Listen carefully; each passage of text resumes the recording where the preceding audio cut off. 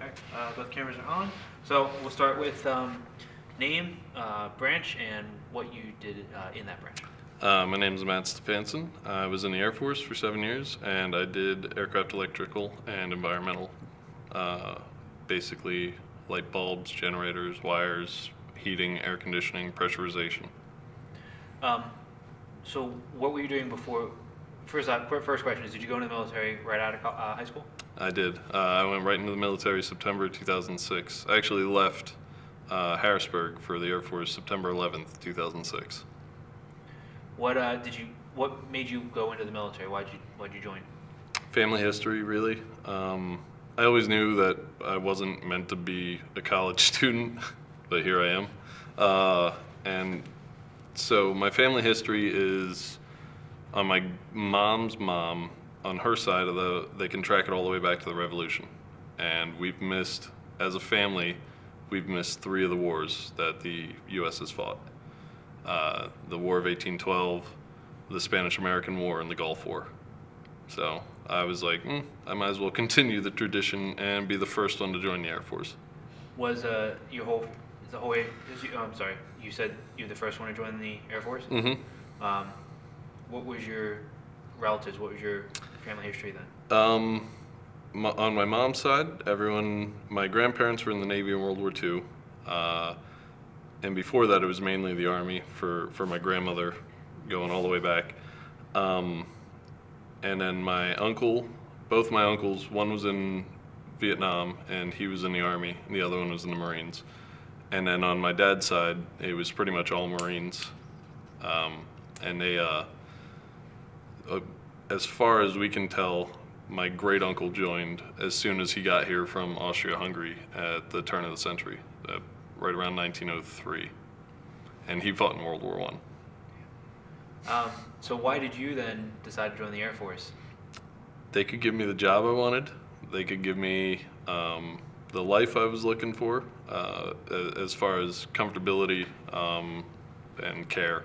And then they have the highest employment rate post enlistment.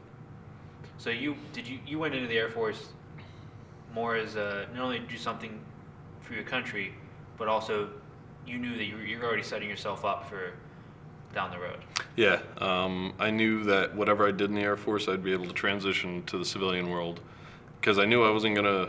My aptitude scores were high enough that I wasn't gonna get bomb loader and not be able to do anything. I actually originally started as a radio DJ, did that for 3 weeks, and then they told me that I had an accent and that I was going to be an aircraft electrician. Sure, whatever, hand me a new job.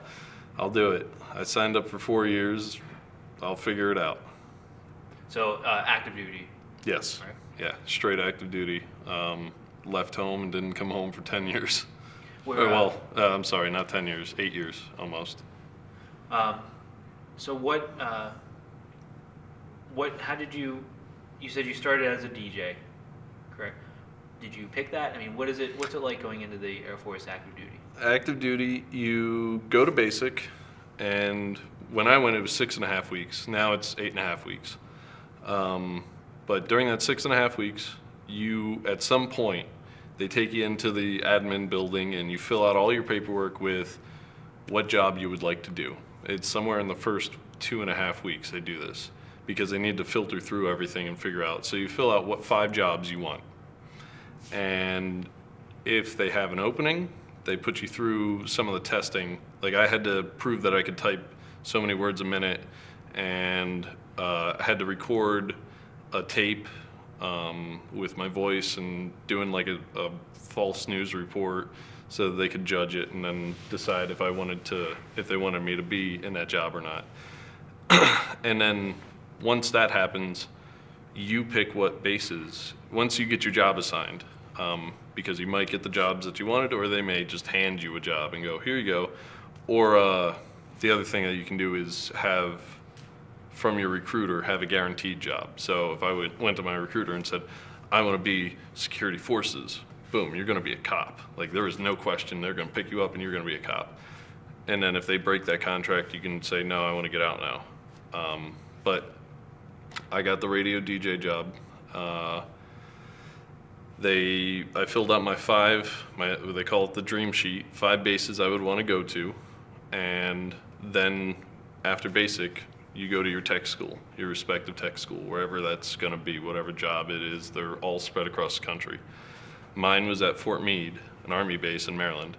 So I went up there for 3 weeks, and then started going through some of the classes and stuff. And that's when they decided no, that wasn't going to be my job anymore. I went home for Thanksgiving and then drove from Easton, Pennsylvania to, through Little Rock down to Wichita Falls, Texas, and Shepherd Air Force Base. And that's where I was for my job training for the next 13 and a half weeks. Were you, you kind of had to, when you found out you were going to be a DJ, were you excited for that? I was excited because I got what I wanted. From what I had heard, that never happens, but it happened. So I was happy. I was good with it. And then I got a little freaked when they told me that I didn't get that job after all. So that tweaked me out. But once again, I was like, okay, I'll deal with it. I'll figure it out. I had a pretty serious girlfriend at the time. I told her I'm going further away now. We'll figure it out. We'll make things work. So, and we did. So, it worked out for that period of time. So when they told you were going to be a mechanic, they just basically, that was them picking whatever they needed to fill and on your way you go. Picking whatever they needed to fill that fit my aptitude scores. And that was the deciding factor why I got aircraft electrician instead of security forces and to be a cop. My scores were 10 points above what the minimum requirement was for that job. And they said, you'd be perfect. You have excellent mechanical and electrical scores, and your general score is through the roof for this, so, you'd be perfect for this job. And once the tech school started and we started getting into everything and learning about the electricity, and that was what we spent most of the time on, was the alternating and direct current and how everything is produced and how it works. And once it got down to troubleshooting and all that, it was all just natural for me. So in the end, it actually was an even better fit, you think? In the end, I've said this before too, if I had stuck as a radio DJ, I probably would have gone crazy because I'd be inside all the time at a desk. I'd probably weigh 200 pounds and, I weigh 200 pounds now, but I'd probably weigh like 400 pounds and want to eat myself to death. But I am so glad I got the job that I did in the end. Just check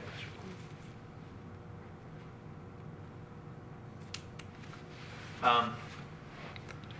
So when you went down to your tech training, how does that work? You're going to be a B-52, you're going to work on B-52s, you're going to work on F-22, what is? Most jobs are airframe dependent. Like avionics is one job that is like that. Crew chiefs are that way too. Crew chiefs, you work one airframe or two airframes and that's it. Avionics is, if you work F-16s, you can work on F-22s and you can work on Predators, but you can't work on F-15s or A-10s or, they're under a different career number altogether, a different AFSC. My job though, as an aircraft electrician, we can work on any airframe. I could go to any base, any airframe. It wasn't airframe specific. Once you get to whatever base you're going to, you do your OJT, your on-job training, and that's when you get the airframe specific stuff, the knowledge that you need. So then, it's going back to before you joined the Air Force. Were you ever interested in planes and? Oh, I love planes. I love flying. When I was a kid, one of the earliest memories I actually have is my dad's dad would take me out to the local airport and we'd sit there and watch planes take off because he was my babysitter while my parents were at work. and we'd watch planes take off and land, and for 2-3 hours, and we'd just sit there and watch them, and that was, I loved watching planes, and I love trying to fly. I got a couple hours in a seat, but like with Zach, it just got too expensive. And then I actually joined, Zach and I both were in the Civil Air Patrol. And that's the civilian arm of the Air Force. It's the Air Force Auxiliary, and it's all volunteer. And we do search and rescue. They have their own fleet of aircraft that you can fly, that you can learn to fly in. So yeah, no, I've loved flying. I've loved aircraft. I've loved that whole, as I guess you could call it, a community, since I was as far back as I can remember, literally. So with that said, then, did you have any? Was there a plane that you were like, I want to go to Alaska because they got F-22s up there. Or I want to go to Barksdale because there's B-52. You know. Honestly, my orders came late when everyone was getting their orders, because I was a last minute addition to the class that I was in. So, everyone's getting their orders. They're going to all these cool places. Oh, I'm going to McGuire, and I'm on C-17s. It's one of my best friends. His name's Ryan Plummer. He's over in McGuire. He works on C-17s now. He was in McGuire, then he went to Germany, and then he came back to McGuire. So, my other friend, he's on C-130s. He loves it. I wasn't getting my orders, and I said, you know what? Well, that'll get figured out. They'll figure out where I'm supposed to go. And I was like, as long as I don't get F-16s, I just do not. I hate those things. I think they look stupid. I cannot stand them. I got my orders. Oh, B-52s. All right, I'm going to Barksdale. Crappy base, but whatever. It's cool. It's B-52s. I'd love to work on a B-52. Oh, I failed the PRP, the Personal Reliability Program, which it has to do with nukes and the two-person concept, and you're not supposed to be alone with it. And if you have certain issues, like you got to tell the doctor if you're taking over-the-counter aspirin and stuff. Like they get all into your life. Well, they got into my life, and somewhere when I was a child, they found in my old pediatric medical records that I had sleep apnea as a baby, and they were like, "Yep, you can't do it. So we'll get you new orders." Okay. So I sit and I sit and I sit. Classes end, we graduate, everyone leaves. I sit and I sit and I sit. 2 weeks later, I get my orders. I'm going to Hill Air Force Base. What's at Hill Air Force Base? Oh, the F-16. Love it. So, no, I was just like, this is gonna suck. I hate this plane. It looks stupid. Now I have a tattoo of it on the side of my ribs. So, I completely changed my mind once I got to work on it. I'm on a side note. I'm surprised you. I disagree with your original feelings on the F-16. For some reason, that plane to me is just. It just looks sleek. It looks like a bullet. It just looks sleek. Looks cool. I will agree with you now. It is. Now that I have some of my blood, sweat, and tears, all three literally are in certain planes that are out there right now.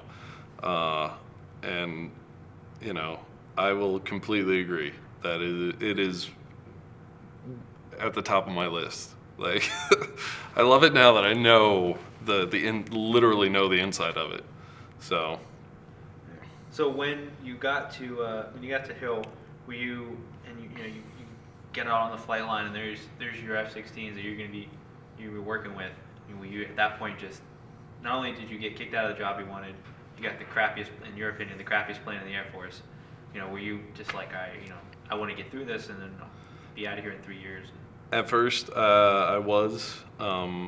It was a bit of, like I said, I had a serious girlfriend who I gotten engaged to just before I graduated tech school. So I missed her. I missed home. It was the first time I had ever really been away from home on my own. I was in a new unit that they had a reputation of being pretty hard guys, pretty rough on new people. And I was not really happy with that. I wasn't happy about Utah. I was like, oh man, this place I've heard nothing but horrible things about this place. So the mindset wasn't the greatest, but, and I didn't get to go right to work either, because I had to do certain things before I was allowed to go out and work. So I was there for like 2 weeks, and I would go into the building, and I would just sit there on the computer and do the computer-based training, and I would do my CDCs, their distance training, read the books, study, test, and I was like, man, this is not going well. I can't wait. I'm just doing my 4 years and I'll get out. Doing my 4 years and I'll get out. I'll be fine, whatever. And then one day, and I guess this is where it kind of started to change my mind about it. One day, my supervisor was the only electrician on shift besides me. And I had actually gotten in some trouble already. I'd been there for 2 weeks. I already got in trouble. I've got my 2 stripes. I think I'm somebody. I now understand that I wasn't. But somebody came in, they said, oh, we need an electrician. Came into the office, we need an electrician. I'm at the computer, I said, oh, I'm an electrician. He goes, you're not an electrician. Not yet. And said something else to me, said something about my mom, just being a hard ass. And I pushed off of the computer desk. As I'm spinning in the computer chair, I flip them off, and then I go right back to dealing with my email. And everyone, it was like a record scratched. And so I got paperwork, I get yelled at, bad taste in everyone's mouth already. And then,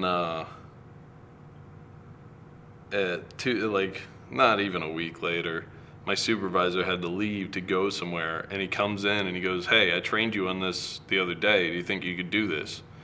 And it's called an EPU panel, the emergency power unit. And the panel itself is just this tiny little skinny thing.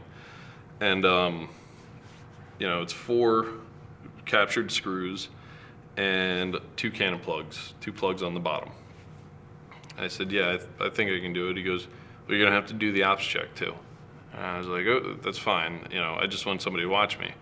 Well, the only other person that's qualified right now is John, is Clark. And I was like, shit. So he's like, come on, let's go do it. And we got everything we needed. We went out, I did the work. He looked at it and he signed it off. And, we did the ops check, which was an engine run. First time I ever did an engine run.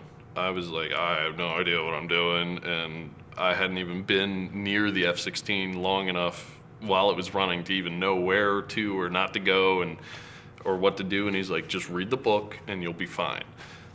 That's what I did. And after that, I was like, all right, work's not going to be too bad. Because, yeah, I pissed this guy off, but he even told me later, he's like, listen, I was there. I know. I was the new guy. I know it's rough. I understand. I was told to give you the paperwork. I didn't have an option. So, but that's where it started, where I was like, okay, I think it'll be all right, but I'm still just going to do my 4 years. Yeah. So, what did you do day to day? What's the day-to-day life at Hill Air Force Base? Did you? Depending on what shift you were on, it was a little different. If you were on day shift, you had supervision breathing down your neck all day. You were there 10, 12. No, you were there no less than 9 hours a day at work, and you were working for usually no less than 9 hours a day. And so you come in, if you're on swings or mids, swings was 3 to 11 on paper, and then mids was 11 to 7 in the morning. So if you're on swings or mids, you would come in, you have your roll call, you go out, you find your turnover. Unless you had an emergency turnover, you would skip roll call at that point. Have your roll call, which was just what's going on today, who's got what are the flying schedule like, You go out, you get your turnover with your people if there's work going on, If not, you go into the office, get turnover on what needs to happen, and then go get your tools and go to work. Whatever the daily job list was. Sometimes scheduled maintenance, sometimes it was time changes, sometimes it was something like, we were in the middle of the job and then we had to order parts, so we're just awaiting parts. So you just sit there, wait for the parts to come in, check every once in a while with supply, and then, you go replace whatever it is when it comes in. Mid-shift was a lot of scheduled maintenance. So every 90 days there was an oxygen check. Every 180 days there was it was 90 days was the anti-G valve check. 180 days was the oxygen system check. And then every 180 days you had to lube the power receptacle with this graphite spray stuff. And a couple other odd ones that was like every 6 months or every 9 months something had to happen, but it would pop up in your computerized maintenance, and you just print out the computerized maintenance, you go to that tail number and you do the work, and that was it. So but that was a daily, Monday through Friday. Mid shift worked midnight Sunday to 7 a.m. Monday morning, and then you didn't work Friday night when you're on mid shift. So we get off at 7 a.m. Friday morning, 8 in the morning. My buddy and I on our way home would go to the shop at the Class 6, and we'd pick up 2 cases of Bud Light, a bottle or 2 of Crown, some Coke, and whatever else. And we'd be checking out, and people are looking at us like,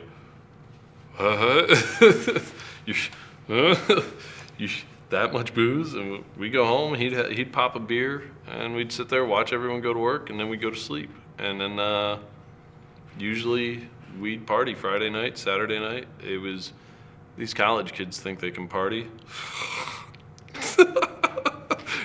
No way. Hell no.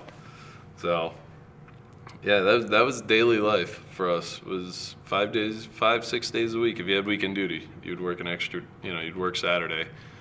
But 5-6 days a week, 10, 12-hour days, and then party when you weren't working. And we partied because we were also Korea's 911.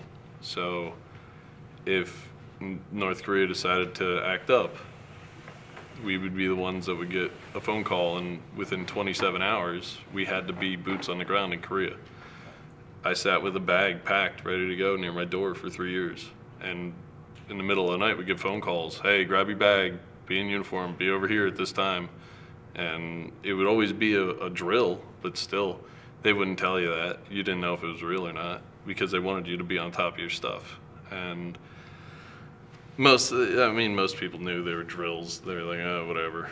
I got 6 pairs of socks, but they were like your old socks that you weren't going to wear anymore, so you put them in there. I kept the real stuff in the bag because I just wanted to be prepared. You never knew. And they tried to drill that into your head, but like Zach was saying about old heads, the old guys, they're like, oh, whatever, we've never been called, so you never know. But so we never knew when we could leave, so we partied whenever we could. We'd go to a house party, we'd have dorm parties, everything. Speaking of training, I just saw something online. Speaking of Korea, South Korea and the U.S. put together like a readiness drill for their F-16s, and it's called an elephant walk. Yep, actually, one of the squadrons that was next door, the 421, they were part of that with the 419th, which was the old reserve squadron that got integrated with the 388th Fighter Wing. They were over there and did the elephant walk a year ago, 2 years ago, and then the 4th did it too while they were there. And it's a show of force. It really is, and it shows you how quickly and how much air power we can have in a split second. So that's more something you wouldn't be doing that at Hill on a Thursday afternoon in the middle of January. It's more of it's more of a show of force and Korea is technically a deployed location for non-residents. So if we go there, we're going for a 4 or 5 month rotation, and that's a forward deployed location for us. So we do an elephant walk then. We never had that at Hill. One, the runway's not wide enough. Two, we would have days where we would do surge days where on an average day we may do what's called a 10 turn 8 turn 6, which is 10 planes go up, they come back an hour and a half later, then an hour after that 8 planes go up, and then fly for an hour and a half, come back, and then like 2 hours later 6 planes go up.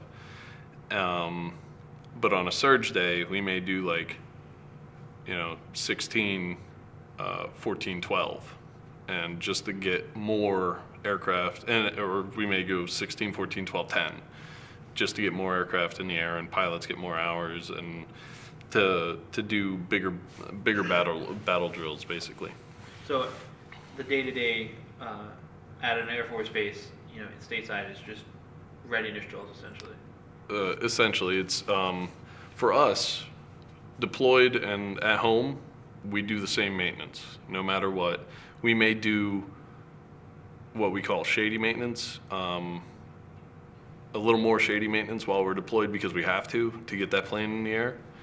It's safe. Like when we do shady maintenance, it's safe stuff, but we may not record everything that we do because it has to go right now, and we'll get to it later maybe.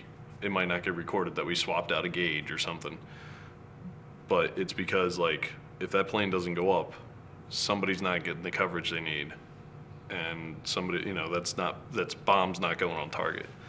But then at home, for the pilots, it's constant training, constant. Every day they're doing bombing drills or dogfight drills, or they're doing something. But for us, it's the same. The plane's broken, we go fix it. So with that said, for a guy in the infantry in the Army, he trains day in, day out, every day, and all he's training for is to go to war. Yep. And some guys go through 4 years, 8 years, and never get to deploy. You got to do your job every day.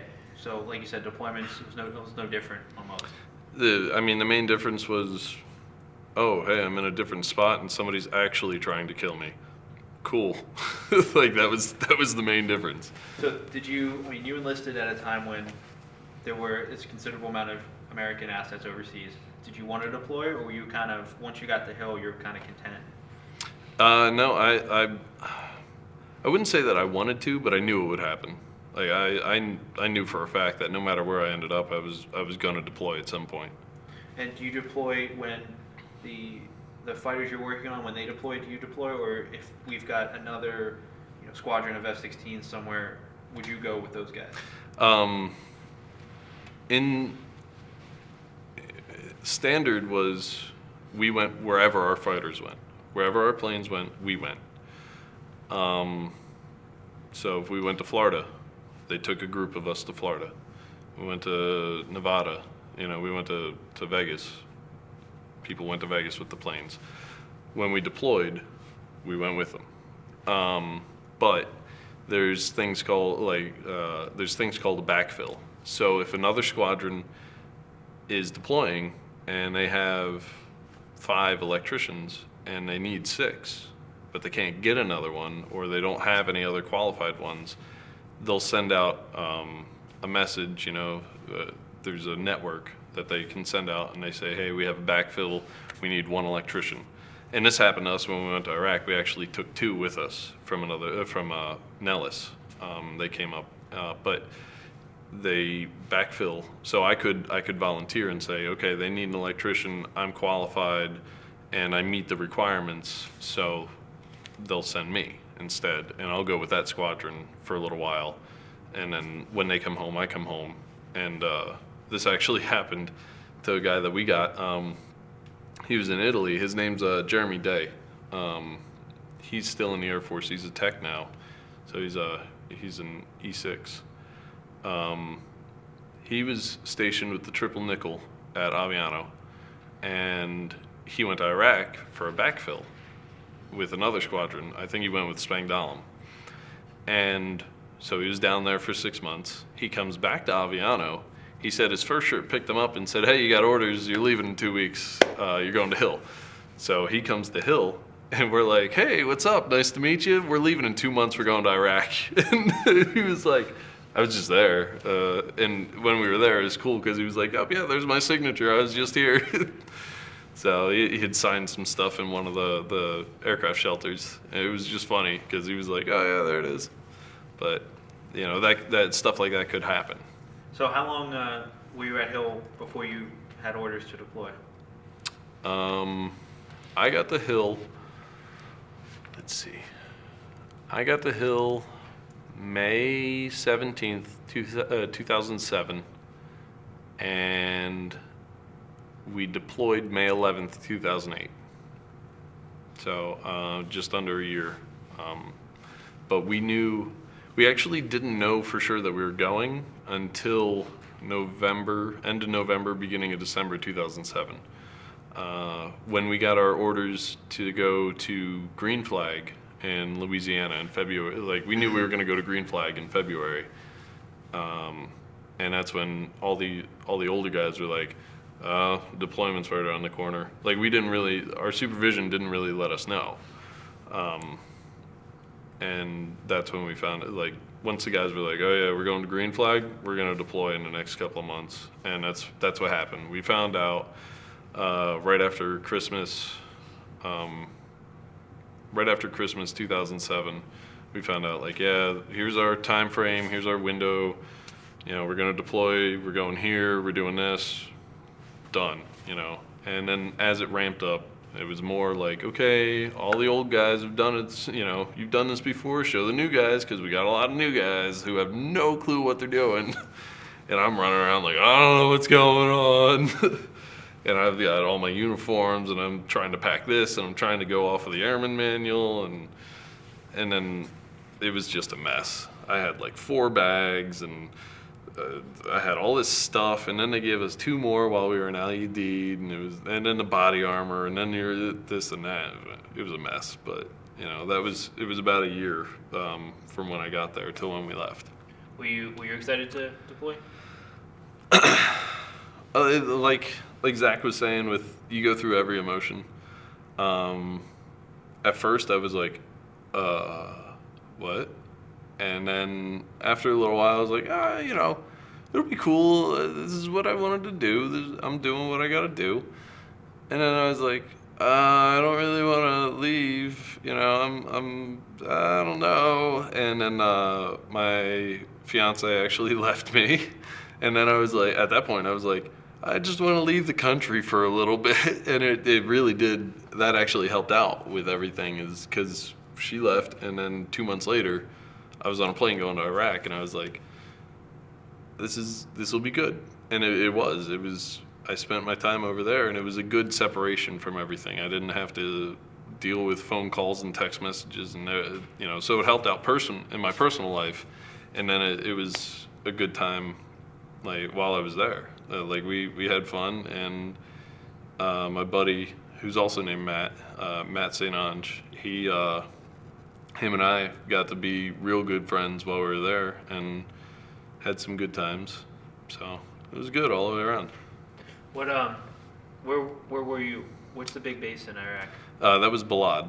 It was LSA Anaconda and Balad Air Base, and then it just became Balad Air Base. They took over. The Air Force took over everything. So then usually massive Air Force bases, the ones in Iraq and Afghanistan are not totally secure, but a little safer than being on a FOB. Is that true, or? This one was probably the most secure because it was an Iraqi Air Force base prior to that, and it's right next to the Tigris River. If you look on a satellite image, you can see it's this green patch, and then there's this brown spot kind of in the middle of nowhere next to the river. And the Iraqis had a pretty good setup with their security around that base, and then we just improved upon it. Triple layer fencing, triple layer concertina wire. They never tried a direct attack on that base. It's just not possible. Like it would just be dumb to try. And like Zach said, those guys they're not stupid. So So how does base life in a on a deployment differ from, I mean, the job's the same, what's different then? you don't have your own vehicle. You don't have your own room. I was at that deployment was 5 dudes to a room. We had 5 bunk beds, 5 guys to a room. It was pretty much a double wide or like a triple wide trailer, and so there was, I can't remember exactly how many rooms in this long hallway, and then at the end there was a bathroom and a shower room, and it was surrounded by the concrete T-wall barriers, kind of steel reinforced, 12 feet high, like 6 feet wide at the bottom, and those things just surrounded the whole place. And you don't have your own car, so you either got to walk everywhere you want to go, or they had a shuttle bus that would come around every once in a while. You'd hop on that and ride to wherever you wanted to go. We had our own bus that we'd take to work and back. And then if you wanted to, you couldn't keep food in the room. You could keep snacks and stuff. Like people sent me tasty cakes, boxes of tasty cakes, and so I kept those in the room. But if you wanted any real food, you go to the DFAC. You walk over to the DFAC and get it, and that was the main difference. It was adjusting a little bit that way. Did you? What's on base? Is it, do you have whatever you want really? Where we were, it was a major hub. It was a major transportation hub for everybody. Guys that were leaving and going home would come in from out at their fobs or wherever they were. People going on R&R, medical leave, whatever. So we had a movie theater. That was the other thing. This base was the main air defense base for Baghdad, because it was 30 miles north of Baghdad. So it was the main air defense base. So Saddam took care of that place. So we just sort of kept what he had there. We had a movie theater. I remember The Dark Knight came out while I was there, and people were just crammed in there to see that people were standing room only, just to watch this movie, because it was such a big deal. And there was a swimming pool there, but we weren't allowed to use it just because of the obvious safety precautions. But that's also where the Iraqi Olympic teams would train. There was a BX, the base exchange, kind of like Kmart. And then outside of the BX, they had a food court. So we had a Burger King, there was a Pizza Hut, there was a Subway, there was a Dairy Queen, and then there was actually a bazaar. There was we called it the Haji Mart, and you could go over there, get your $1 DVDs. My buddy bought, for $5, he bought Rosetta Stone, but it came with every language, everyone that you could possibly want to learn. And then he bought like the full season of The Sopranos for like $2. Like every season, including the final episode, was on there in good quality. But you could buy any movie that you wanted for $1. And then so everything was there. And there's gyms all over the place. There's rec centers. It was like a gym, or you could play video games, or you could do all those things. And they were all right there, wherever you would want to go. So, I mean, how big in terms of, it's a base as big as like an international airport, like Philadelphia International or something like that? Yeah, it's bigger than that actually. It had 2 runways, and the base had buildings on both sides of the runway, on both outer edges of the runway, and it was this huge base. I took the shuttle bus around on one of my days off, because we worked over there. That was the other thing, the schedule change. You work 12-hour days minimum, and it was 6 and 1, 6 days on, 1 day off. So, but I took the shuttle bus around on one of my days off just to see the place and see what was on it. And it took most of the day. Like, the bus would stop and people would get on and off, but it took a good 4.5, 5 hours to drive around it. So, Air Force, for you, deployments in the Air Force are typically shorter, correct? Yeah. How long, first off, I guess, how many deployments did you have then in your 7 years? 2. Okay. How long was the first one then? Well, AMC, the transport guys, the cargo planes, they deploy for 4 months. Most AFSCs, most jobs will deploy for 4 months. Fighter squadrons deploy for 6.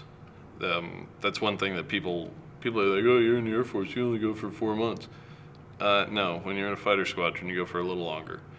And it's just because they want continuity, and they don't want to burn you out, but they want continuity across a period of time. So it was both deployments were 6-month rotations. I mean, they were 6-ish months. They were right around. They couldn't do the full 6 months because then they have to give us a short tour ribbon and then pay us extra money. So I think my first deployment was technically 172 days, and then my second deployment was like 178. And you know, they just wanted to inch it in under that 180. Get as close as they can. Yeah. So So then, after you came back from your first deployment, how long did you go? First off, did you go back to Hill? yeah, we went right back to Hill. How long were you there until you came back? Until you deployed again? Let's see. We came back October of 2008, and then we left January. Is that January 3rd, 2010. So, just over a year. You know, year and a couple of months. So. After that first deployment, was it kind of just back to? I mean, were you any different? Did you kind of consider yourself, you know, one of the kind of the older guys now? Yeah, there was some new people at the squadron when we got back, and new electricians especially. Some of our older electricians left in between too, and so when we got back, it was, hey guys, you have to listen. Like, quit dicking around. You got to listen what I'm trying to tell you. I was a little more serious, and a little more into my job, because like we did a lot while we were over there, and I learned a lot while I was there, and working with the crew that I was working with. So, you know, we got really close while we were there, and when we got back, we were still really close. But now we had to break up into our 3 shifts and have these new guys integrate with us. And so I wouldn't say I was old and crusty yet, but I was getting there. I was the old guy. I had my 3rd stripe now, and now I'm starting to be the old guy. And like, hey, you gotta pay attention. I'm trying to tell you something that's gonna save you a lot of time, a lot of hurt, you know, like a lot of pain. Just pay attention to what I'm trying to tell you. So 3rd stripe is E5. E4. E4. Yep. 4 stripes is the sort. In the Air Force, your 3rd stripe is E4, and you're a senior airman. And it's the only one. The Air Force is the only branch that has E4 not be an NCO, but still expect you to do the job of an NCO. So, and then E5 is staff sergeant. So I guess in the 2 years in between your first and second deployment, I mean, was it just kind of back to, you know, readiness drills and getting, you know, just getting planes ready to go? Yeah, interspersed with it was standard that we had ORIs, the operational readiness inspections, exercises and stuff, where we'd have, for like 4 days or something, we'd have to go to work in mop gear and a gas mask and a suit, and then we'd have to work with our gas mask and our helmet on, and, you know, complain the whole time and bitch and moan, and then eventually just be like, if you want me to get the work done, I got to take the stuff off. And, you know, so those were interspersed all the time anyway. But besides that, it was just back to normal. You know, I'm working swing shift, I'm working mid shift. I worked swings and mids for pretty much my entire time there, almost 3 years straight. Even after my orders and I went to my new base, I was still working the night shift. So. So when you got the orders to deploy a second time, was it back to Iraq? No, this time we went to Afghanistan. We went to Bagram. This was still with the same F-16s that Yeah, this still with the 34th Fighter Squadron, the Rude Rams. So what's different about Afghanistan? To me, the people of Afghanistan have had warfare upon them for so long that they're just tired and they don't really give a shit who's in charge anymore. Iraq, the people that I ran into there, they were thankful. They were great that they had their own country and they could vote and they could do this stuff, and we were giving them, roads and schools and water. The average person was, for the most part. The guy that I ran into when I was helping out at the hospital at Balad one time, he was a guy that had set an IED, and it blew up, and then the troops started taking contact from him and another guy. Both of them were in the hospital now, and they'd both been shot. He had the Forrest Gump wound, and then had a couple of rounds in his leg. And he was just a regular guy that these insurgents had been like, listen, you have to do this or we're going to kill you. And well, it's either you do this or we're going to kill you, or the Americans are going to kill you. So, and he said, like, they told me that you would torture me and chop me up and do this and that and all these horrible things, and you guys have bandaged me up and patched me up and you're keeping me alive, and I'm in your hospital and you're not treating me badly, and I see that was all lies. But then you go to Afghanistan and the people are like, whatever. Like, oh, it's a roadway. It's not dirt. Cool, you paved it. It'll get blown up in a week. Whatever. Fine. And they live in their mud huts in the parts that I got to, I only got to see what was right outside of the base, but it was still mud huts and burned out cars, and the one village was just completely obliterated, and I guess they just sort of moved to the next. They just moved everything over because there was a new village that had been built right next to it, but it was still mud huts. And I don't know, it just seemed like those people, when they would come on base, they were just like, oh, we'll do your laundry, but we're gonna take some of your laundry while we're at it. The one lady had all her underwear stolen, and it was all local nationals doing the laundry. I don't know. They just seemed less interested in what we were doing.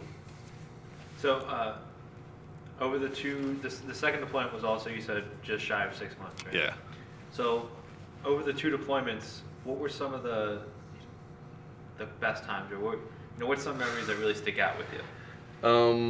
My buddy Matt that I talked about when we were in Iraq, we both had the same day off, and so we both had Fridays off. He was on the opposite shift from me, but we would both be awake for a couple of hours, where I would wake up and when he would be coming home from work, so we would hang out. And one day I woke up, we're standing there, I'm getting ready, and on Balad there was a sector alarms for when incoming was coming. They had radar systems, and it was such a big base, so they had a radar system that could tell, oh, it's coming to this quadrant or this quadrant or here. So we hear it in the next sector over. We hear the alarm, and incoming. And we don't really think too much of it. We're like, yeah, whatever, that's over there, we'll be fine. And all of a sudden, right between the two housing buildings, because there was ours, there was a space in between the T-wall barrier and the building. Then there was the space between the two T-wall barriers, and then there was the next housing building there. Right in between it, pretty much right outside our window, one of the rockets came in. I don't know if it was a rocket or a mortar, but all of a sudden it just blew up, and we saw it, and both him and I hit the ground instantly. And we started laughing after that because we were like, fuck, we'd be dead. So we wouldn't even know what would have happened if it would have been 6 feet to the side, or not even 6 feet. We'd both fucking be dead. There'd be nothing left. And we're just like, okay. And then there was a couple other rocket attacks, and then we were coming into work one day, riding in the bus, and we see at the one aircraft shelter, we see EOD, the explosive guys out there. We're like, what are they doing? Like, they're digging in the ground. We're like, what's going on? Did a mortar come in and not blow up? And they're like, oh no, you know that pipe that's sticking out of the ground over there? Yeah, that's a rocket. We're like, what? You mean in the smoke pit where we've been putting out cigarettes on it and kicking it and throwing rocks at it? Like, yeah, that's a rocket that didn't blow up. So they're out there digging it out of the ground. Who? I don't know. I don't know who identified it, but that was a rocket, and we could have died. And we're just like, oh, okay, cool. And then when we were in Afghanistan, right before we left, this is June 3rd or something. I don't know. We were like 2 or 3 days away from leaving. So it was mid-June, it had to be.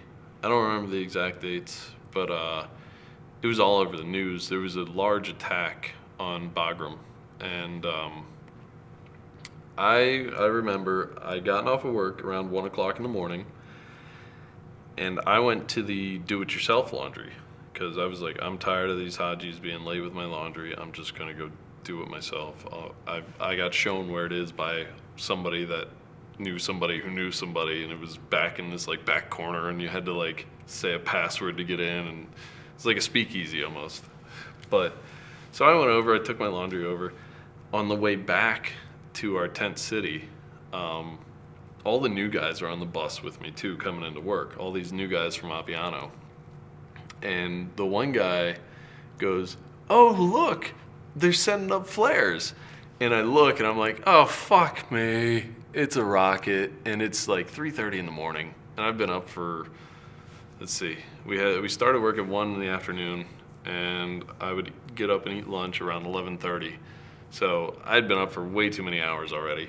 And I'm just like, oh, son of a bitch, I'm not getting to sleep tonight. And the bus pulls up. He argues with the gate guard. The gate guard finally lets us into the secure area. And everyone piles out and runs into the bunker that's right there. And I just like get off the bus, and I'm standing there. And I'm looking, and oh, there's another rocket. And oh, there's some gunfire, and you can see the tracers, and you can hear, you see the muzzle flashes, and you hear the guys out there yelling and stuff, and it's all the way on the other side of base, and there's gunfire over there, and then there's gunfire at ECP-1, and then there's an explosion, there's another rocket, and then the Apaches come in as the sun's coming up. So it had to be like 5-ish, somewhere around there. It was just like this surreal scene. All the new guys are huddled, and me and my buddy are standing outside. They're all huddled in there with their armor on, and they're like, with their guns, and me and him are just standing there in our uniforms. We had turned our weapons in already, so we didn't have any. So we're like, what are we supposed to do, So we're standing there watching the whole thing. We're like, both him and I kind of had the same mindset of, if it's time for us to die, if we're meant to die, no matter where we are or what we're doing, we're gonna die. So if we get in that bunker, but it's still our time to die, we're gonna die. Like, something's gonna happen and we'll die. So we're like, whatever, fuck it. We're just standing outside. And we're watching everything. And these Apaches come in over the ridge, because like Zach was saying, Bagram is in this bowl, and you have these massive mountains all around you. They come in over top of the one mountain, like through this little pass, and they come down, and they just start nailing these dudes that are over on the other side that were shooting at this guard tower. And I mean, they are just blasting away. The three of them come in, and they keep doing strafing runs, and they keep going around and around and around. And it's like this crazy ballet to watch. And then I got to see the gun camera footage too. And this one dude just would not give up. He had his arm blown off, he had a leg blown off, and finally they nailed him in the chest. And I mean, a 30 millimeter is not a tiny piece of metal.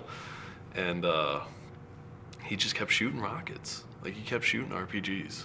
it wasn't going to do anything except maybe kill one or two people, but he just kept shooting RPGs, and they nailed him, and that was the end of it. And they were all mangled in the barbed wire, and like it was just like 20 dudes tried to attack a base full of 250 or 25,000 people or whatever the number was. I don't even remember anymore, but it was like, you're for what?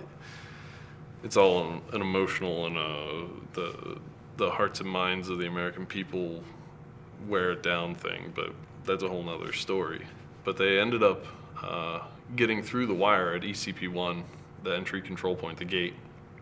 They rolled up in the cars. They had American uniforms on, and it turned out that the Hajis that had been doing the laundry had been taking the uniforms and gave them to these guys, and that's where they got them from. But they were able to cut a hole in the fence, get through the wire, and then get to the backside of ECP-1. One carload did.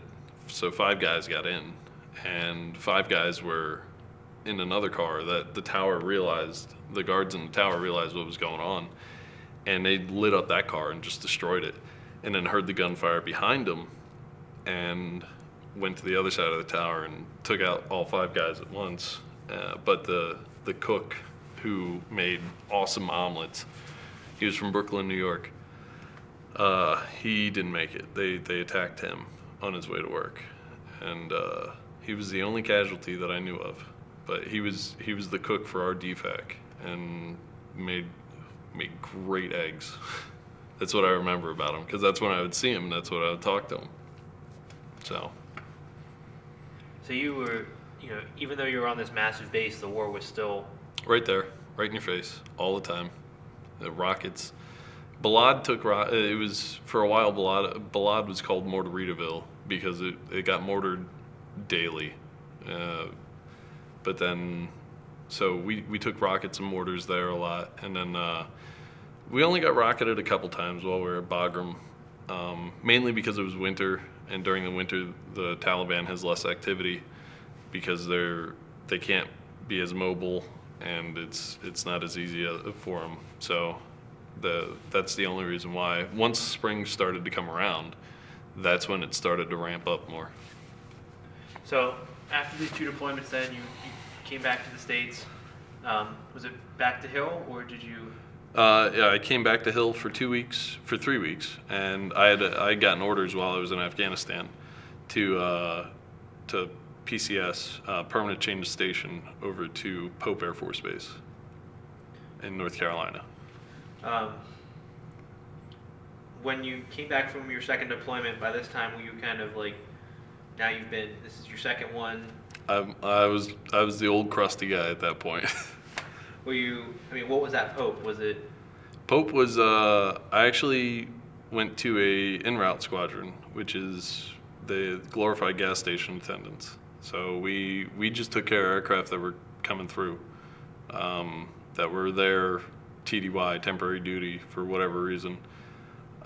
So it was a total shift from go all the time, 24 to 32 aircraft.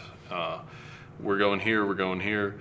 Out of the 36 months I lived in Utah, I was only actually there for 9 of them. So it was a shift from, we're going TDY, and then we come back for 2 weeks, and then we go to Vegas for 2 weeks, and then we come back for this long, and then we go somewhere else for a week and a half, and then to, here you are. This is where you stay. This is it. You don't really go anywhere. You don't really do too much. There's not a lot of excitement. Have fun. So it wasn't, were you working on the electronics, or was it? No, I was still classified as an electrician, but I had to cross-train on some crew chief jobs, because when you're in an en route, everyone is a crew chief first, and then you're your job when you're needed. And that's what ended up happening. So I had to learn how to fuel. I had to learn how to put air in, the nitrogen in the tires. I had to learn how to oil engines and grease different things and check different fluids and do all that stuff on not only one airframe. I went from F-16s to just working on F-16s, so I could be a subject matter expert for the electrical system on the F-16, to now I'm working on C-130E and H models, C-130J models, C-17s, C-5s, A and B, and KC-135s, and KC-10s. So I got thrown right into that. I wasn't working on them all the time either, so if one would come in, I would have to like read in the manual, like what could this be? And I didn't really have time to build up a knowledge base like I did with the F-16. Did you like that better? Change like daily, almost changing every day, or did you want? No, I mean every day with the F-16 was something different most days. Like you had your standard jobs, like oh hey we got another generator, cool, I can do that in 45 minutes. You know, but every day was something different. Like we had bulbs blow out and gauges go out and LOX bottles didn't work, but then on doing the in route, it was like they had the option because they had more than one engine on these aircraft that oh the number 3 generator isn't working. All right, well we'll just wait till we get home. You know, we'll just turn that one off and wait till we get home. So it was like, oh, I have the chance to work.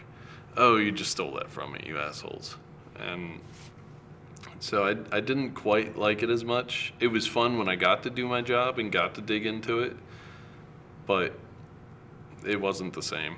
And it wasn't AMC and ACC, the Air Combat Command, which is what the fighters were under, is a completely different community and lifestyle than the AMC guys, because the Air Mobility Command, because like I said with the fighters, when your fighters go somewhere, you go with them and you take 10, 12, 15 planes at a time.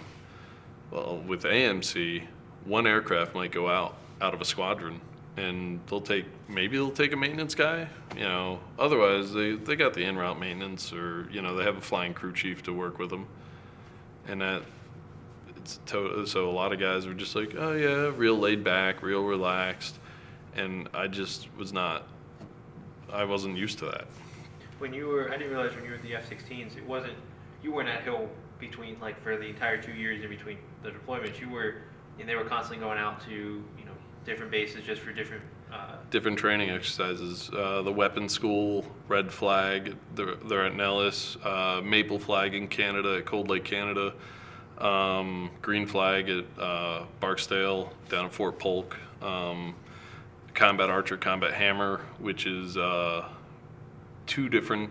One Combat Archer is missile dogfight training, and Combat Hammer is bomb training. That's down at Tyndall Air Force Base. So you know we were on the road constantly. We went to the UAE. We went to Pakistan for a month. That used to be a classified thing. It's not anymore. We went and trained the Pakis how to do mid-mission reconfigs. So, because the Pakistanis used to plan a mission and then they go to fly the mission, and then say something would change or the target would change halfway through, they'd have to turn around, come back, replan the whole thing. So they got some upgraded avionics, and we went over to train them for a month. I didn't go on that trip, but thankfully everyone got Giardia and started shitting their brains out. But so they went over and trained them how to redo it for a month. They were there, and so people were gone.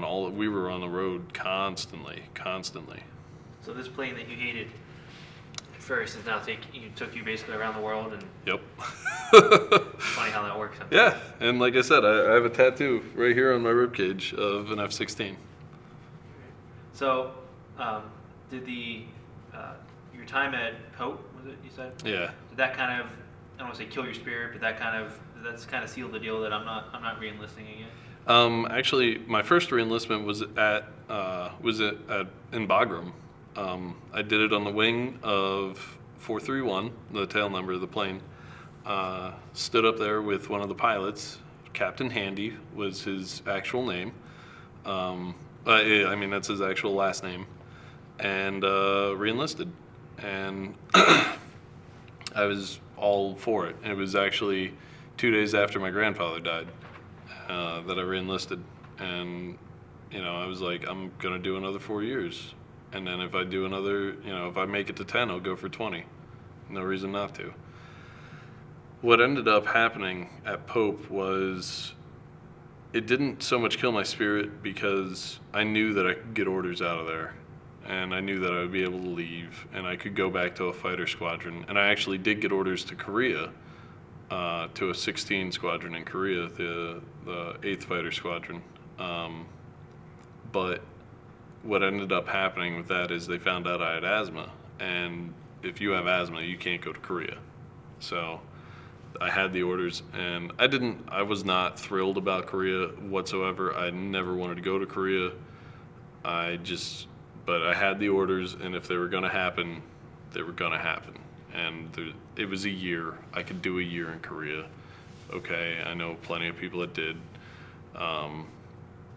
And that was usually the thing in the 16 community. Your rotation was like, you went to your base, and then you went to Korea, and then you went to another 16 base, and then I know a guy that went to Korea 3 times, but he went Hill, Korea, Nellis, Korea, Hill, Korea, back to Hill. So, that's your life. And then, so I didn't get those orders, so I was stuck at Pope a little longer. But it was still like, by that point, I had worked my way into being, like, I took jobs just because I wanted to work. Like, it's a crew chief job, but I'll change that tire, or I'll do that job, or I'll fuel that plane because I just want to work. And so that that didn't kill my spirit so much, though. So when you made the decision to not re-enlist, I didn't make that decision. Oh, okay. It was a DOS rollback. That Congress, when they did their force shaping and their 3,300 people getting booted from the Air Force, I was one of them, and that's what cut me short. All right. Were you happy about that? Oh, hell no. No? Not in any way. I was furious, and I still am. I think I have some trouble transitioning to a civilian life because I was so set on I'll just stay in the military, and then it was pretty much ripped away. So I think that's where I get most of my trouble with the transition to being a normal civilian, whatever you can consider. What was it like coming back to civilian life and then coming to Kutztown? I started Kutztown. I got out of the Air Force. May 31st was my last day. And I started Kutztown August 24th or 28th of 2013. And it was my first couple of weeks. I still wanted to yell at people for walking and talking on cell phones, for smoking not in a smoke pit, for trying to look homeless when you're going to class. Like, wear clothes.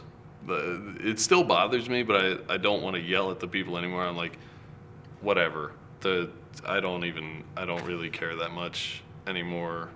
These kids are gonna do what they want to do, and I still have trouble dealing with people in class or, listening to their stories about, like,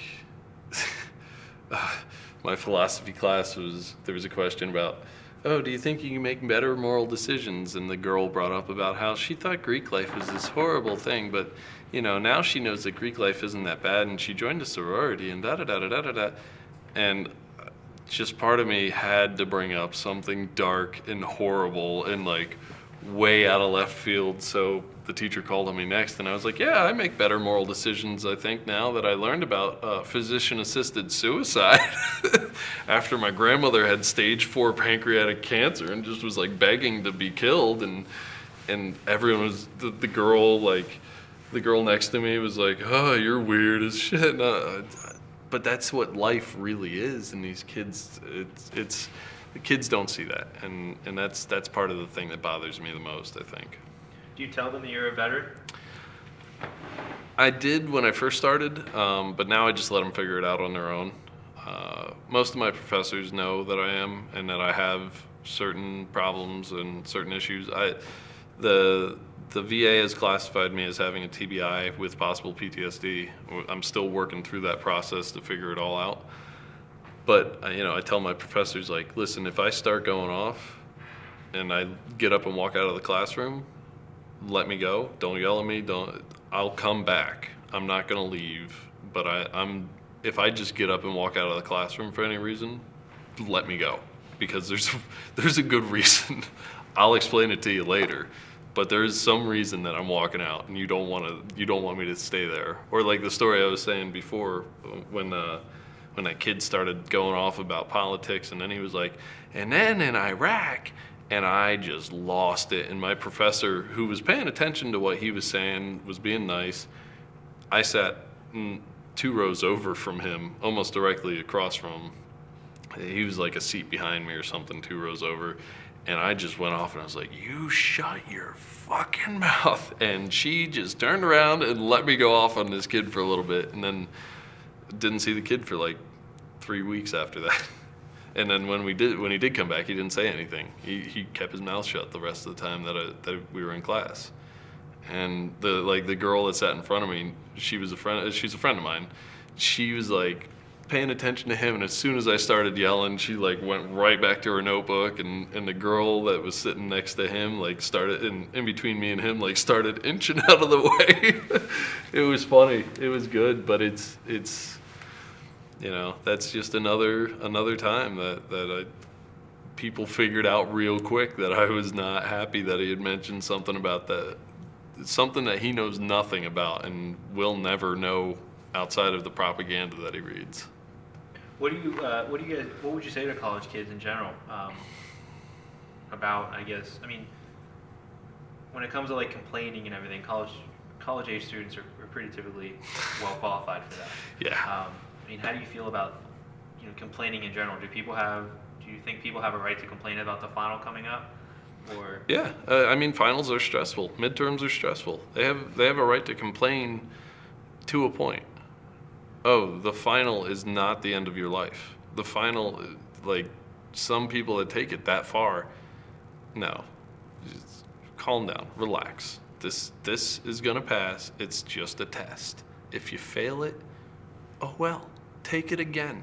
You can figure it out. That, like, there are bigger problems out there. People that complain about like petty things and they just drone on and on and on and on about petty stuff. That's where issues happen. And it's like, that people are literally out there dying right now, right? Like, do you realize that every day? You probably forgot about the war, there's people that get shot on the DMZ in Korea on a daily basis, but you don't hear about it. Your life could be so much worse than it is. And you're sitting here complaining because they didn't have your kind of, chicken in the chow hall, or, you didn't get the candy bar that you wanted. Shut up. Like, seriously. When students find out you're a veteran, do they change their outlook on you? Do they start kind of, the whole, thank you for your service, those things, or? Some students actually avoid me because they're afraid. They don't understand and they don't know. Other students though start asking questions, want to know about what I did, where I went. I have had people ask me, "Oh, have you killed anybody?" And I'm like, "Yeah, totally. I totally loaded bombs that killed people." Sometimes I want to be a dick and I play it up. So that happens, but it's a mix of everything whenever they find out. Some people are cool, some people are apprehensive, some people, you don't know which way it's going to go, but usually it's the people that you're already cool with in class are going to be cool with you. And then the people that you already aren't cool with just move further away, and hey, whatever, that's fine. Modern day, like pop culture and the news and just people in general give all veterans the title of heroes. What is your definition of a hero? Hell no. Don't give every one of us a hero. I just did my job. That's all I did. Somebody who, like Leon Petrie, a Medal of Honor winner, or he had his hand blown off. I think he was in Iraq, or like Dakota Myers, stuff like that. When you go above and beyond what you have to do, he didn't have to go back for his people, and he did. Or even closer to home, Richard Etchenberger. He was an Air Force guy. He was one of 3 Air Force people in Vietnam to get a Medal of Honor. And he got everyone out of his little radar location, and he was the last guy out. He helped under an NVA attack. I'm sorry, and he helped everyone get out. Medevac. He got shot like 6, 7, 8 times and died in the aircraft going back. They brought him back to life. Like he didn't have to do all that. Like he could have just left everyone behind. He had that option, but he didn't. And he's actually from Hamburg, not too far from here. So that's the kind of people that's the kind of people that are heroes. Not everyone wants to be like, oh, every veteran's a hero. No, we're not. But most of us just did our jobs. All right. Final question then. I don't think I asked this question before, but what was your first totally different change to? What was your first thought when seeing the F-16? This thing is a little louder and a little bigger than I thought. And looking through the manuals and then seeing it on the plane, I realized that what's on paper is not what the plane looks like in real life. There's been so many changes. You got to figure it out. Like I had to dig into the actual aircraft. Each aircraft was different. So when you see one now sitting on the ramp, or you see the Thunderbirds flying, has it changed? Did your perspective change on it now? If I see one sitting on a ramp somewhere, I just want to go. I want to know what tail number it is first off, and I can identify what block. F-16s are built in blocks, and each block has a different function. So if it's a block 30, its function is air interdiction and interception. If it's a block 40, it's meant for a fighter bomber. It has so many different modifications that make it that.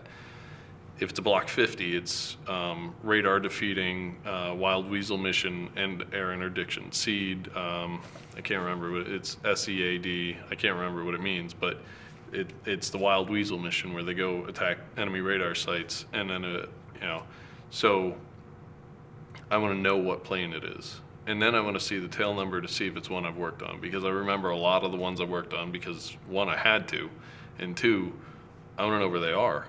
And there's a couple of them that I will never forget, and I want to know if that one sitting right over there is one I worked on, and if it is, I want to go give it a hug. All right. Anything I didn't ask or anything we didn't talk about?